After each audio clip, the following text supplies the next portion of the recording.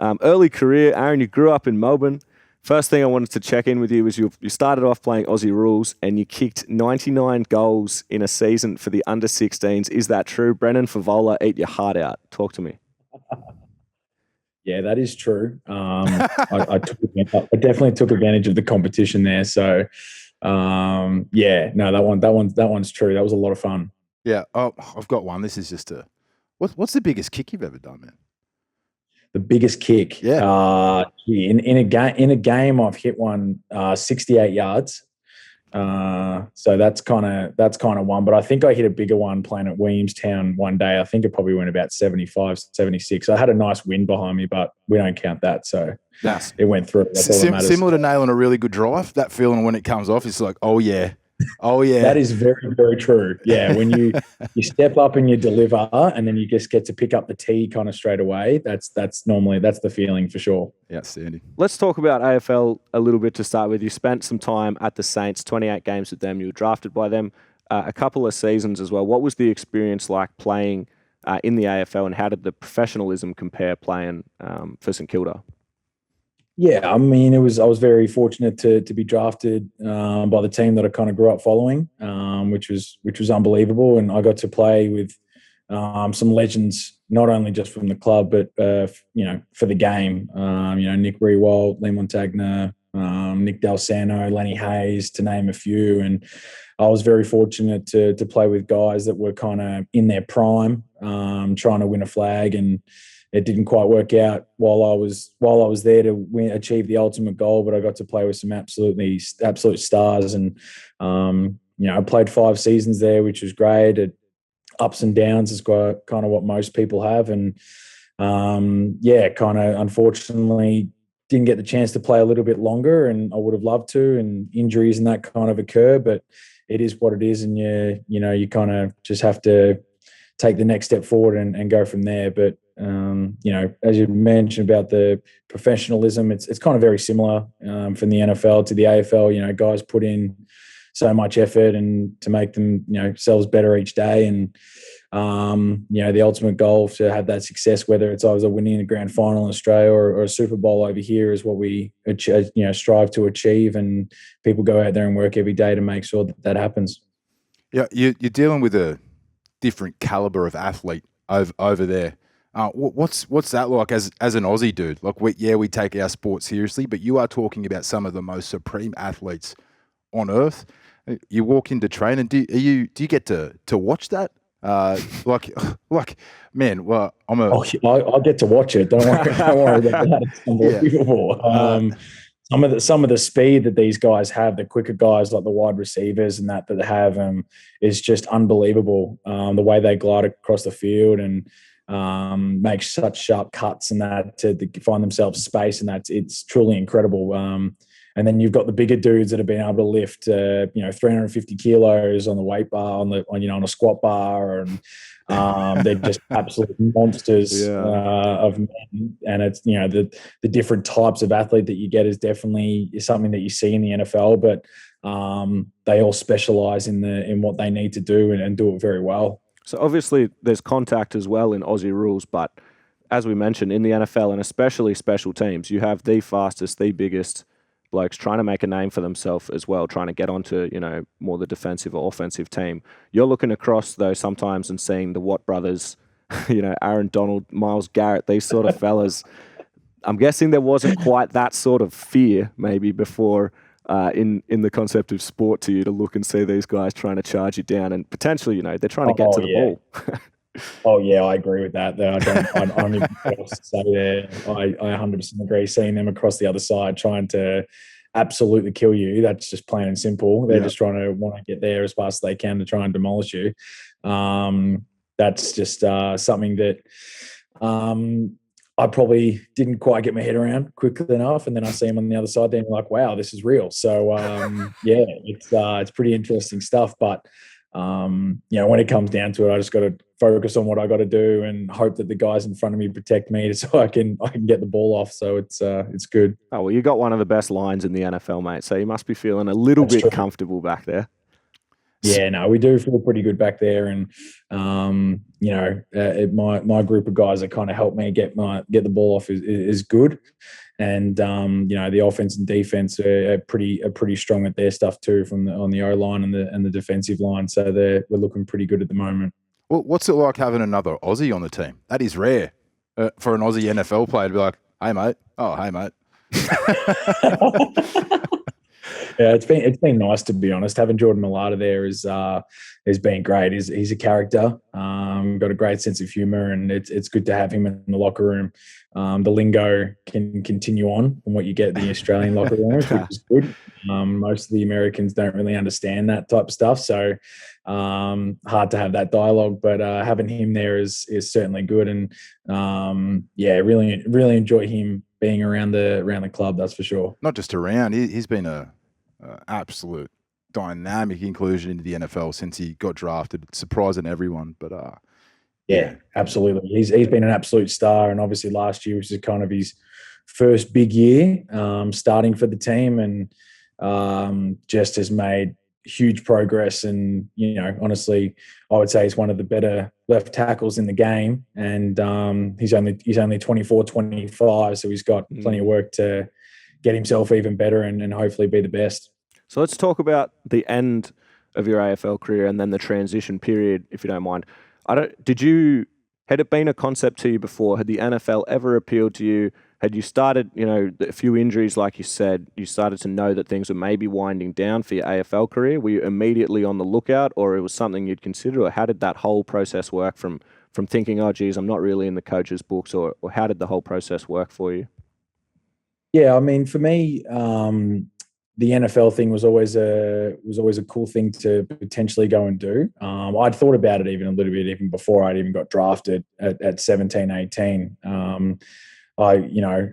The program had been mentioned to me, but my sole focus was obviously on playing AFL, and obviously was able to do that. But I really didn't start thinking about it probably until a couple of years after I'd finished in the AFL. I'd played 2 seasons with Williamstown in the VFL. And, at the time when I joined Williamstown, I was only 22 at the time. So I still thought I had plenty of football left in me to get myself back into the AFL. Going into my second season with Williamstown is when I really started to think about it, and I actually went down to practice with Pro Kick Australia that is run by Nathan Chapman. And that was probably in about June or July in 2017. And just kind of went from there, really. I finished off the season at Williamstown, and then my sole focus was on trying to come over here and play college football and get myself into the NFL. So I really trained hard for kind of the next 9 or 10 months after the football season had finished, and got the call from Auburn University to go and make my way and play college football there. So that was obviously pretty cool. But I mean, the transition obviously wasn't, there wasn't too much to think about when I really wanted to commit to it. So at the time when I was playing AFL, my sole focus was to make sure that I was giving myself every chance to play. The time that I was at Williamstown was the same thing. And then after that, that's when I really concentrated on trying to get over here and make my way to the NFL. Well, geez, Auburn, mate, that's probably one of the best offers you could walk into. Were there a bunch of other offers as well, or that was the one that stuck out? I mean, SEC powerhouse, like Ted said, you can't dream of much better than that, can you? Yeah, very, very true. The way the I guess Chappie does it is that we don't really have kind of the 10 to 12 schools that kind of offer, and then you make your decision as what it's normally like over here. And for the kids that are trying to make their way to college, we just kind of trust the coaches that are here to give us the best opportunity and what they seem fit for your kind of talent, I guess. And Chappie obviously came to me and said that, look, we can definitely work something to get you into either the SEC or the Big Ten, which, I think are the 2 big kind of conferences in college football. And Auburn University was the first one to reach out, and there was no need to even bother going with anything else because after reading about them, obviously they were been a top 10 school for a long time, and as you said, played in the SEC, which is the biggest conference I think in college football, and it was a no-brainer. It sounds like a pretty good deal they got going on. Like Chappie, as you call him, comes to you and was like, "Do you want to go to Auburn?" And he goes to Auburn like, "Hey, do you want an Aussie punter who can launch it 65 yards already?" Basically, how it went down. That is basically how it went down. It's as simple as that. So, it does sound like it takes more than just a big boot. Like you did make it as a professional AFL player, and it sounds like that mindset helped you with your transition to the NFL. So for those kids that probably Victorian kids or AFL fans that do have a big boot, what would be your tip to them if they really love the NFL and they see a path there? Yeah, I think that that it's more just kind of, firstly, you got to really want to commit to be able to do it. I mean, it's moving over to America is not an easy thing to do. And I think you have to really kind of commit and have that focus on that. That's exactly what I want to do. And then the commitment to actually go and train and get yourself in a situation where you can perform well consistently at that high level. And while college is a bunch of kids that are actually playing the sport, it's so competitive and teams still need to win. Otherwise, you're in a bit of trouble, and coaches get fired all the time over here, and it's just unbelievable. So you just got to work hard to be able to give yourself every chance to go out there and perform. And yes, while having a big leg is kind of a plus, it's not always the be all and end all. College football certainly changed a bit, where the direction side of things has become a massive thing. It's not about just kicking it as high and as far as possible anymore. There's spots on the field where you have to be able to execute and do that really, really well. And the coffin punts, as they like to call it here, or kicking across your body and making it hard for the returner, is just things like that has changed. So there's certainly that side of things as well. That can make you a good college punter. Do you think Aussies have been partly responsible for that change in how the ball is kicked when punters get it? Absolutely. Yeah.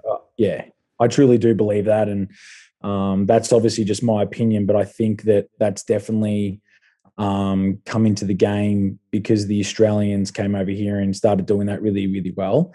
Yeah. And to be honest, it's lifted the Americans, I think, as well. I mean, I think they've got so much better at that kick as well, and added that to that repertoire to make sure that they have longevity in the game too. So it has certainly increased the skill and the execution of punting for sure, which has made it a little bit better, I think, as well. So what about, did you get invited to the combine or the draft night or anything like that? Do you have any specific stories or experiences from those two bigger sort of events? I got invited to the combine. So that was obviously a really cool experience. It's quite serious there. Obviously, that these teams are making picks that are going to build up their team for the next kind of 10 to 12 years. And there's so much, invested into it. Owners of the teams are there, presidents, CEOs, head coaches, you name it. There's literally everybody there from the organisation that are trying to make a call on whether to take you or not, and chart down everything that you do. So it's a lot more. I think it's a lot more serious than what the AFL combine was, and just absolutely crazy. So we would literally have days that start at 7 a.m. and wouldn't finish until 11 p.m. And it was just mind-blowing. And that was for 5 days straight. So just non-stop action basically at the combine. I didn't get anything for the draft. I just I was in Auburn just watching it. I had a couple of calls potentially to get picked up. Detroit had called me about halfway through the 5th round, and just kind of provided me with an update that, they still weren't sure whether they were going to take me, draft me or not. And then I actually got another call from the Atlanta Falcons, and they actually said about 30 minutes before their last pick that I was going to be their next pick. So wow. That's rude, man. They actually said that. They actually said that to me. So I was getting pretty excited. It was just myself and my wife that were there at the time. And so then, you're sitting watching the TV, and I'm Atlanta's sitting there got watching, waiting for it, and then somebody else's name comes up. So, that was obviously a bit disappointing. But everything kind of happens for a reason, and you would have been getting some good practice on that Falcons team this year, dude. Yeah. That's for you to say, not for me. That's why we're here, man. That's why we're here. Keep my lips here. All so right. that's very good.